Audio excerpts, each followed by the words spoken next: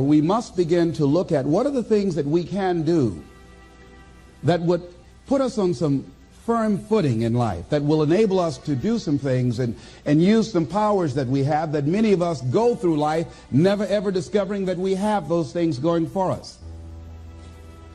And part of that, I believe, is knowing what it is your life worth. What is it that gives your life a sense of meaning and purpose? Because once you find that, it puts you in your power place. See, if you know what your life work is, I encourage you to start working on it.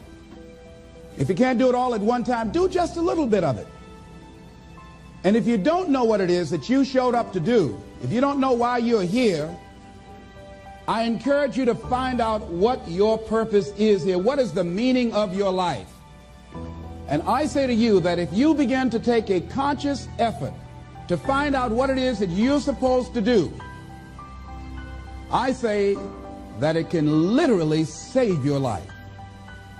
I said that it can literally save your life. See, when you're going someplace and you already know how much you're going to make, you already know how far you can go, you're in a dead-end position. It erodes your self-esteem. It lowers your sense of yourself. It creates an inner turmoil. It creates an emptiness in you. So I say that your life is worth finding what it is that you're supposed to do. Do find out what your work is and hold on to it, and don't let your dream go. Don't let it go. See, and here's something else I want you to begin to look at. Why is it that most people don't pursue their dreams or don't do better than what they're doing if they're capable of doing it? I think that many of us don't go the next step because we don't know what to do yet. And I say that the reason that we don't even explore the possibility of what to do is because subconsciously we don't believe that it can happen for us, and we don't believe that we deserve it. So here's what I'm suggesting. How much time do you spend working on you? How much time do you spend every day working on your dream? In the last 90 days, how many books have you read? In the last year, what new skill or knowledge have you acquired? What kind of investment have you made in you? So I'm saying that as you begin to look at where you want to go, if you want to make it today, and things are changing so fast you have to literally run to stand still, I'm saying that you've got to make some conscious effort to begin to work to develop you. Here's something else. Most people are not living their dreams because of fear, ladies and gentlemen. Fear, limited vision, and lack of self-esteem is what keep most people doing things they don't want to do. The same reason that people stay in relationships where they're abused or they're unhappy or it's unfulfilling. They can't see themselves beyond that relationship. They can't see themselves enjoying life without that person. They think that this is all that they can do. The same reason that people get stuck at a certain level in life. They can't see things being better for them. And they think that this is it and this is all they deserve. This is all they've ever seen. It's been passed on to them. And they think that this is it for them. Fear is the most subtle and destructive of all human diseases. Ladies and gentlemen, fear kills dreams. Fear kills hope. Fear puts people in the hospital. Fear can age you. Fear, ladies and gentlemen, can hold you back from doing something that you know within yourself that you're capable of doing, but it will paralyze you. And it seemed like you're in a hypnotic spell. And I ask you a question, what is the benefit? What's the benefit of allowing fear to hold you back? What's the benefit of giving up on yourself, of not stepping out on life and taking life on? What is the benefit for you? What's the plus in that? It's one of the things I had to ask myself. So I didn't want to make any mistakes. I wanted everybody to like me. I wanted to be perfect the first time I did something. It's not going to happen. You're going to make some mistakes. You're going to hurt some folks' feelings. You're going to create some enemies whenever you decide that you want to begin to take life on. You've got to ask yourself, How long am I going to allow this to hold me back? He said, fear is false evidence appearing real. That is an illusion that we create in our mind. It is a state of mind that can be changed.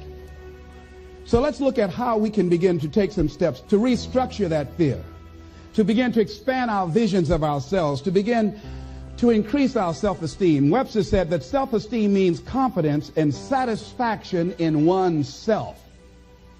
Look at your life right now. Whatever you've done up to this point in time, your life is working. Whatever you have produced, it came out of you as a result of the kind of person that you have become.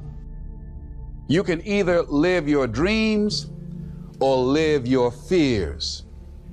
And I think the majority of people actually are not living their dreams, but are living their fears. What are your fears? What are you afraid of? What are you scared of? Because we all have fears, don't we?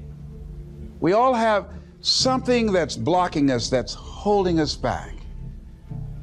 And as we begin to look at life, what we realize is that the reason that most people are not living out their true potential, are not doing all of the things that they would really like to do, is because of fear.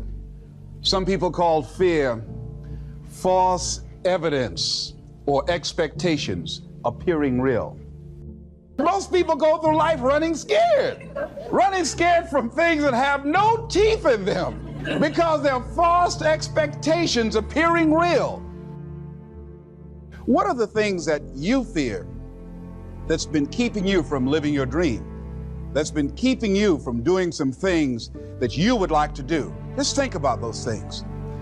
And how do we begin to handle that? Abraham Maslow said that life is about growth. And he said, you can either go back to your comfort zone, and there you won't find any growth, or you must be willing to go forward and face your fears again and again and again.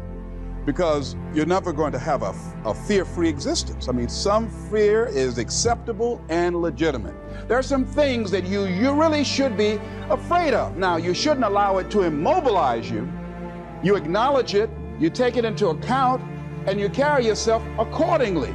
There are times that we should proceed with caution. But it's the difference between being stopped by fear. It's the difference between having a fear and the fear having you. Don't condemn yourself for being afraid. It's perfectly fine to have some fears. You acknowledge your fears, you embrace those fears, and then you move on. What you resist will persist. So one of the most important things is to begin to embrace your fear. And most people, ladies and gentlemen, have stopped living their dreams because of the lessons they've learned from life or things they've picked up, because we've only been born with two fears. The fear of a loud sound or the fear of falling. And all the other fears are fears we learn, fears we pick up. Whatever you're scared of, your life, the value you brought to the planet, far more important. Whatever you're afraid of, you're stronger.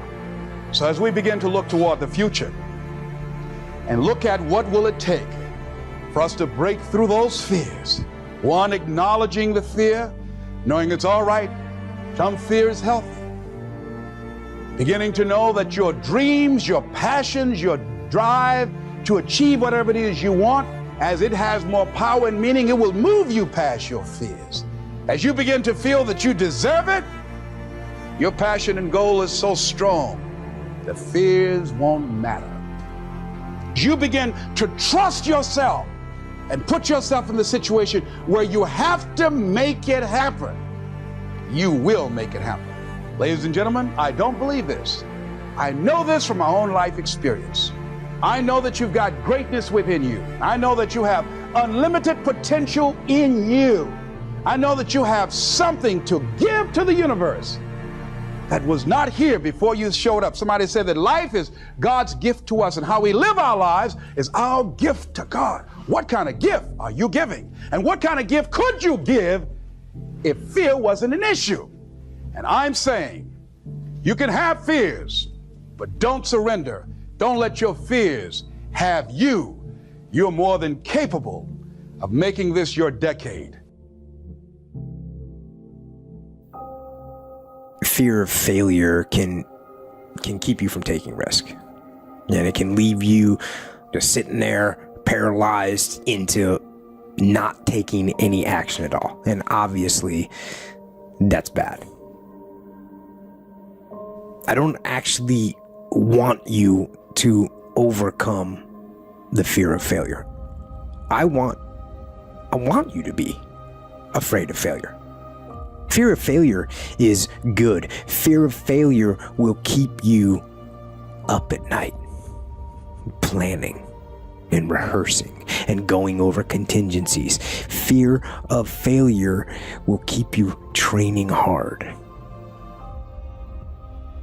Fear of failure will keep you working and thinking and striving and relentlessly trying to be more prepared for battle. I want you to be afraid of failing. I fear failure. But more important, I want you to be horrified. I want you to be terrified of sitting on your ass and doing nothing.